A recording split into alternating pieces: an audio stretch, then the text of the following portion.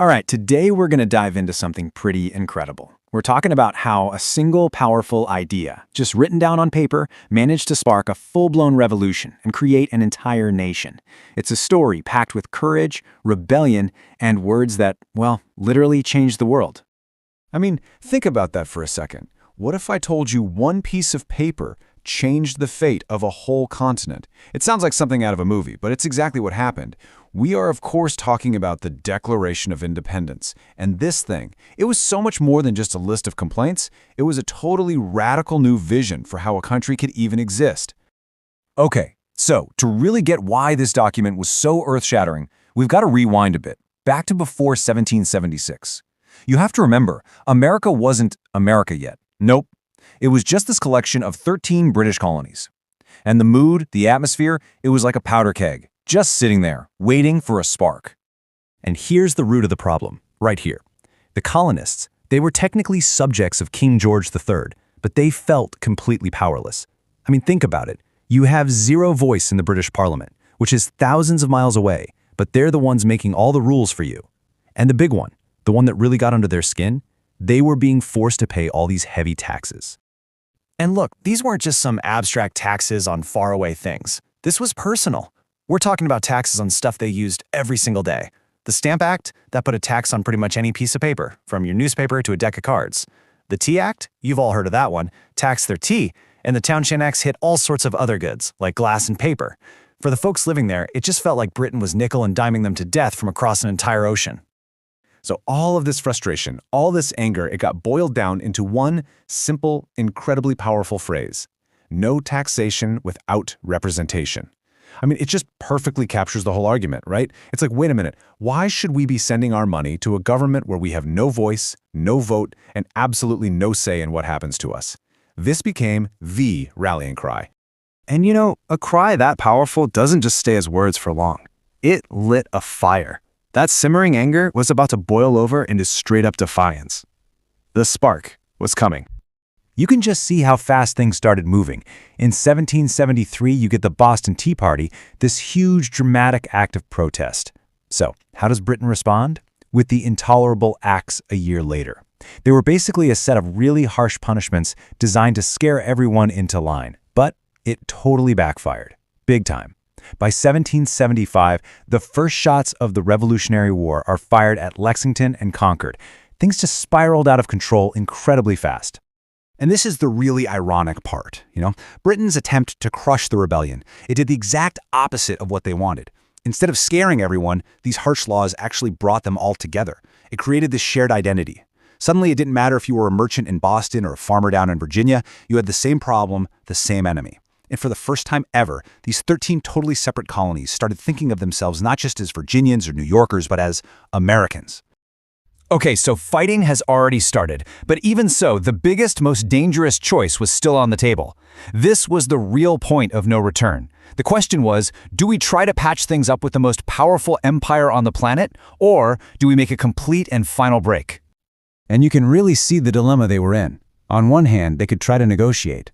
The goal there was simple: just get a voice in Parliament. But the huge risk? Nothing changes, and they stay right where they are. Then there was option 2. Break away. Completely. The goal? Create a brand new nation. But the risk was, well, it was absolute. It meant total war, and it meant every single one of them would be branded a traitor. And we need to be crystal clear about what treason actually meant back then. It wasn't a slap on the wrist. It meant going to war against the world's strongest military. It meant that if you lost and were captured, you weren't a prisoner of war. You were a criminal. And the penalty for treason was execution. Simple as that. This was literally a life or death choice. So faced with this absolutely terrifying choice, the leaders of the colonies came to a decision. They decided that the idea of freedom was more powerful than their fear. So in the summer of 1776, the Second Continental Congress knew it was time. It was time to put it all down in writing. And who do they give the job of writing this world-changing document to? A guy named Thomas Jefferson. And get this, he was only 33 years old. Can you imagine a 33-year-old being tasked with defining the soul of an entire nation? And what Jefferson and the committee came up with, well, it was way more than just a breakup letter to King George. It was a revolutionary philosophical statement. It laid out a whole new idea of what government should be, one that's based on the rights of the people, not the divine right of a king. And it all starts with this one idea that just shatters the old way of thinking. You have to remember, this was an age of kings and nobles, where your value was determined by who your parents were. And into that world, Jefferson writes, all men are created equal. That wasn't just a nice-sounding phrase, it was a philosophical earthquake. And then it builds on that. It says we're born with certain rights that are unalienable. So what does that mean? It means they're not gifts from the government. A king can't just give them to you and then decide to take them away later. They are yours, period. Part of you. No one can vote them away or sign a law to make them disappear. So what are these basic, fundamental rights? The Declaration spells them out with words we all know: life, liberty, and the pursuit of happiness. And right there, that's the whole point. The document argues that the entire purpose of a good government is to protect those rights for its people. This became the moral justification for the entire revolution. And so, on July 4th, 1776, it became official. The Continental Congress adopted the Declaration. And just like that, with a vote, the 13 colonies declared to the world that they were now the free and independent United States of America. But we can never forget what it meant to actually sign that piece of paper. Every single person who put their name on that document was openly committing treason. They were, for all intents and purposes, signing their own death warrants. They were putting their lives, their families, their fortunes, everything on the line for an idea. Now, the Declaration of Independence didn't magically end the war. Not at all. In fact, some of the hardest fighting was still ahead. But what it did was completely change what they were fighting for. And its impact, well, it created ripples that would be felt all over the world. I mean, just look at how far this idea traveled.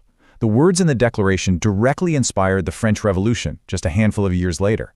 They helped fuel independence movements all across Latin America. It basically became a blueprint, a model, for people fighting for freedom everywhere for hundreds of years. And that's really why this is so important. The war wasn't just about taxes anymore. The Declaration gave the fight a bigger, more powerful purpose. It was about proving to the whole world that a government could exist to serve its people, not just rule over them. And that's the ultimate change right there. With that signature, America stopped being just a collection of colonies on a map. It became an idea, an experiment in liberty and self-government that, believe me, the entire world was watching. And it all started with just words on a page, an idea that people believed in so strongly they were willing to fight and die for it, which kind of leaves us with one last big question to think about. What is it that gives an idea the power to actually, truly change the world?